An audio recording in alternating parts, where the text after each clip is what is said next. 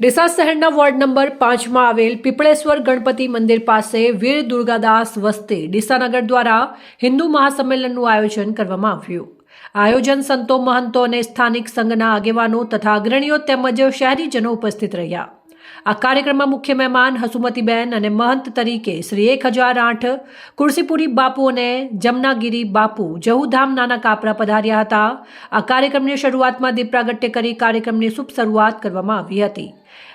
આયોજન હિન્દુ મહાસંમેલન એટલે હિન્દુ એકતા મુદ્દે ખાસ ચર્ચા વિચારણા કરવામાં આવી હતી। હિન્દુ સનાતનની ધર્મ કોને કહેવાય તે ધર્મ વિશે ખાસ મહત્વની વાતો કરવામાં આવી અને આયોજન થકી સાંસ્કૃતિક કાર્યક્રમો, નૃત્યો, તલવારબાજી અને લાઠીબાજી વગેરે કાર્યક્રમો યોજવામાં આવ્યા। આ કાર્યક્રમમાં આદર્શ શિશુ વાટિકાના નાના ભૂલકાઓએ રાજમાતા જીજાબાઈ અને શિવાજીની સંવાદ રજૂ કર્યો।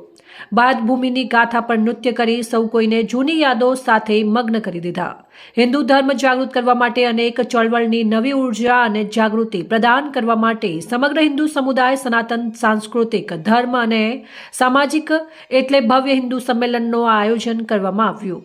આરએસએસ સંઘના 100 વર્ષ પૂર્ણ થતા સમગ્ર ભારતમાં એક દિવસનો 1000 કરતાં વધુ જગ્યાઓ પર હિન્દુ સંમેલનો યોજાઈ રહ્યા છે। ખાસ હિન્દુ સંસ્કૃતિ વિશે, ખાસ નાના બાળકોને કેવી રીતે માહિતગાર કરવા તે વિશે સમજણ આપવામાં આવી હતી। બાળકો ઘરેથી નીકળે ત્યારે તિલક કરીને નીકળવું એ આપણા હિન્દુ ધર્મની નિશાની કહેવામાં આવે છે। રાષ્ટ્રીય સ્વયંસેવક સંઘ બનાસકાંઠા વિભાગ કાર્યવાહ દશરથભાઈ ઠક્કરે જણાવ્યું હતું કે ભારત માતાની સંસ્કૃતિને બચાવવા, ધર્મ બચાવવા, બેન દીકરીની શાલીન બચાવવા, ગાયોને ચરાવવા માટે બલિદાન આપ્યા છે અને આજે પણ કેટલાય ગામોમાં આવા વીર મહાપુરુષોને પાગળિયા બુદ્ધિમાન છે। કરું છું કે આપણા દિલની અંદર, આપણા ભાવની અંદર સનાતન સાથે સાથે રાષ્ટ્ર પણ ભાવના રાખજો એવી તમને સાધુ તરીકે વિનંતી કરું છું।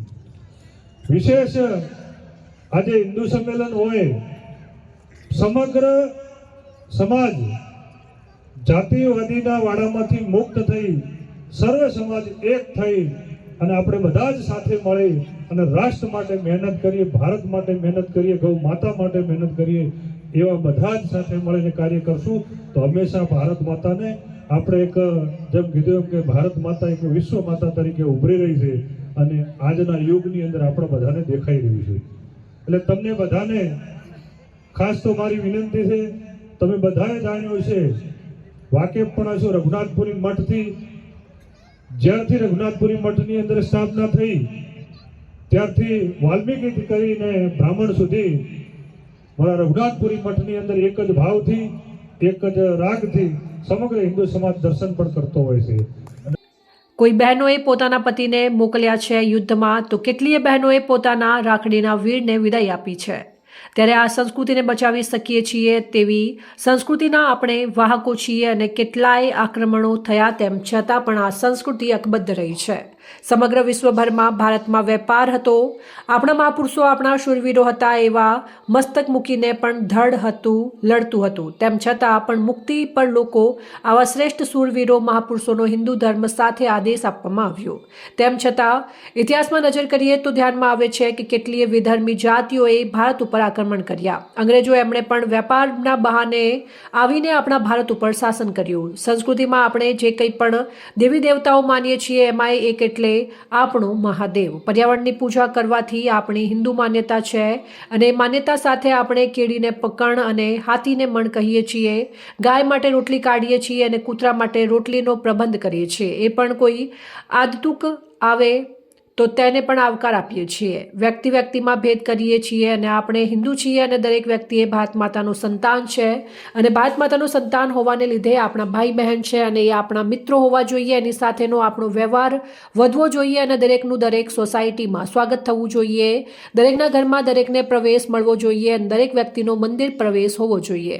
પ્લાસ્ટિક છોડો, પર્યાવરણ બચાવો સૂત્ર પર દરેક ઘરના સભ્યો બજારમાં ખરીદી કરવા જાય તો કપડાની થેલી લઈને જાઓ, એનો ઉપયોગ કરવા આહવાન કરવામાં આવ્યું અને હિન્દુ ધર્મ વિશે સમજણ આપવામાં આવી હતી। સંતો મહંતોના આશીર્વાદ લઈને આ કાર્યક્રમ અંતે પ્રસાદ લઈને છૂટા પડ્યા હતા। વીર દુર્ગાદાસ વસ્તી ડીસાનગરનું આજે હિન્દુ સંમેલન યોજાણું।